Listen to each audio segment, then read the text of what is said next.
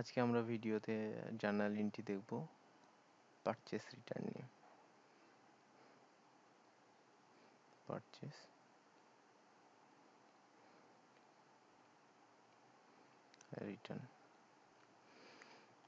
Return এর আগে আমরা দেখেছি গুডস অফ পারচেস। আমরা যখন গুডস অফ পারচেস করেছি সেক্ষেত্রে আমাদের কি হয়েছে, অ্যাসেট বৃদ্ধি হয়েছে। গুডস অফ সেলস দেখেছি আমরা, যখন আমরা কোনো কিছু বিক্রয় করতেছি গুডস, তখন আমাদের কি হচ্ছে, আমাদের পারচেস অ্যাকাউন্ট থেকে কমে যাচ্ছে। এখন আমরা দেখব হচ্ছে যে পারচেস রিটার্ন। পারচেস রিটার্ন কোন কোন কারণে হয়। পারচেস রিটার্ন হয়, দেখা যাচ্ছে আপনি কেনার পর দেখলেন যে আপনার সে প্রোডাক্টটার খুঁত আছে, কোনো কিছু ফল্ট আছে, সেক্ষেত্রে আপনি এটা রিটার্ন দিলেন। আবার হতে পারে আপনি এমন একটা জিনিস নিলেন যেটা হচ্ছে যে আপনি আপনার মন পছন্দ না, এক কথা আপনি দেখলেন একটা কিন্তু হয়ে গেল আরেকটা, রিলায়েবল না। আরেকটা হতে পারে যে আপনি একটা ট্রেডমার্ক ছিল কিন্তু আপনি প্রোডাক্টের ট্রেডমার্ক নাই। এরকম বিভিন্ন কারণে আপনি মানে জিনিসপত্র ফেরত দিতে পারেন। তো আমরা আজকে দেখে নিই। তো পারচেস রিটার্নের ক্ষেত্রে আমরা কি করব,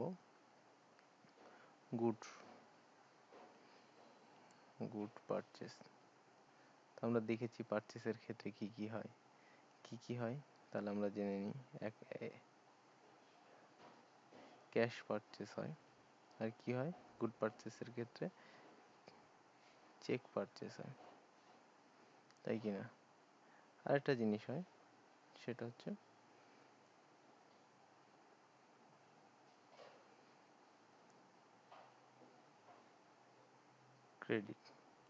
ক্রেডিটেও আমরা কি অনেক সময় পারচেস করে থাকি।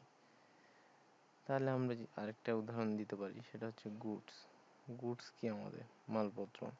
এটি কি হয়, এটা আমাদের কি অ্যাসেট বৃদ্ধি করতে সহায়তা করে। যখন আমরা এটা ক্রয় করি তখন এটা সহায়তা করে, আর যখন এটা আমরা সেল করি তখন এটা কি হয়, আমাদের কমে যায় অ্যাসেট।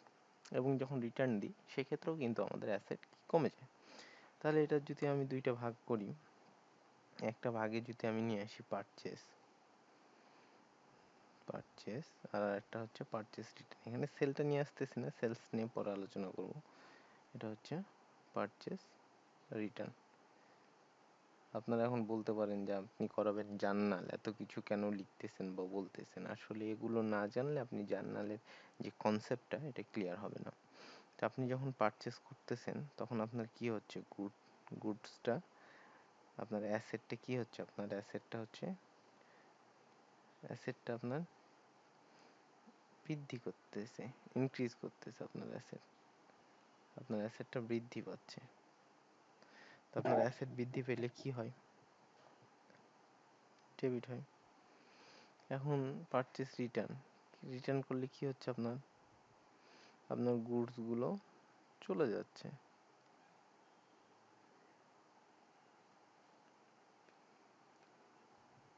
গুডসগুলো কি হচ্ছে, চলে যাচ্ছে আপনার।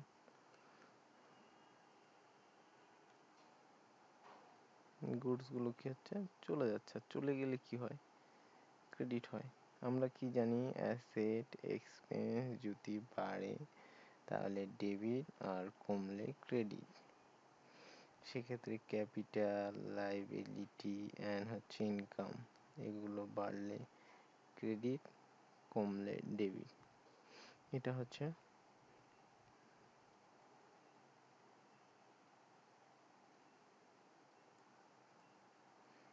রুলস। এটা সবসময় মনে রাখবেন, তাহলে আপনার জার্নাল করতে সহজ হবে। তো যাই হোক, আমরা একটা উদাহরণে চলে আসি। এখানে নম্বর 1 উদাহরণ, good purchase for cash earlier now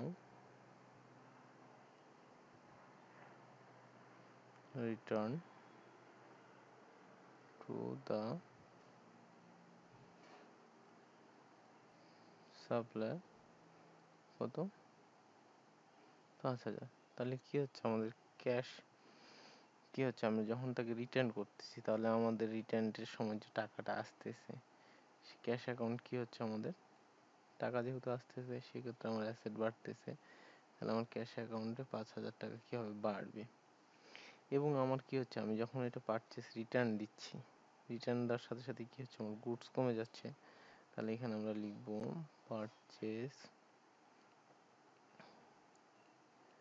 return account credit কত, 5,000। আপনার অ্যাসেট কমে যাচ্ছে, তাই কি না? সাধারণভাবে তো এটাই হচ্ছে, কমে যাচ্ছে না? হুম। 2 নম্বরে আমরা আরেকটা উদাহরণ দিতে পারি। 2 নম্বরে সেটা হচ্ছে গুডস রিটার্ন টু রাজা কত, 1,000 as those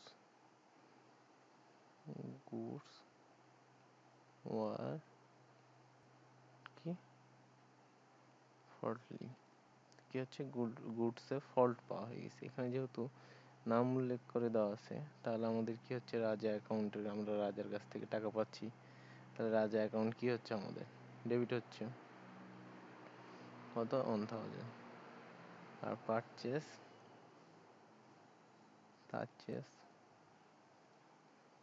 রিটার্ন অ্যাকাউন্ট কি হচ্ছে, আমাদের ক্রেডিট হচ্ছে 1,000। এখানে যদি আপনি রিজন গুলো করেন, তাহলে আমি আরেকবার বলি, রাজা কি আমাদের, আমরা যখন জিনিসটা ফেরত দিচ্ছি তাকে, তাহলে আমাদের তার কাছ থেকে আমরা টাকা পাচ্ছি। আর টাকা আসলে কি হচ্ছে, আমাদের অ্যাসেট কি হচ্ছে, অ্যাসেট বৃদ্ধি হচ্ছে। আর অ্যাসেট বৃদ্ধি হলে কি হবে, আমাদের ডেবিট হবে, তাই কি না? আর এখানে আমাদের কি হচ্ছে, গুডস চলে যাচ্ছে, যে গুডসটা ক্রয় করেছিলাম এই গুডসটা কি হচ্ছে, চলে যাচ্ছে। এই জন্য আমাদের কি আসতেছে, পারচেস অ্যাকাউন্ট আসতেছে। পারচেস করার সময় তো আমরা পারচেস এন্ট্রি দিয়ে করেছিলাম। তাহলে আমাদের অ্যাসেট কি হচ্ছে, অ্যাসেট আমাদের কমে যাচ্ছে, আর কমে যাওয়া মাত্রই ক্রেডিট হচ্ছে। আমরা আর একটা উদাহরণ দেখতে পারি এটার, সেটা হচ্ছে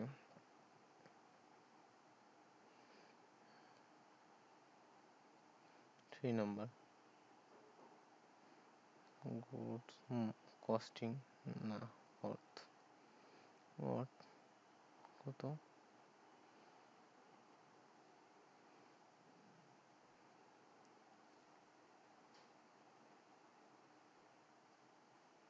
রিটার্ন টু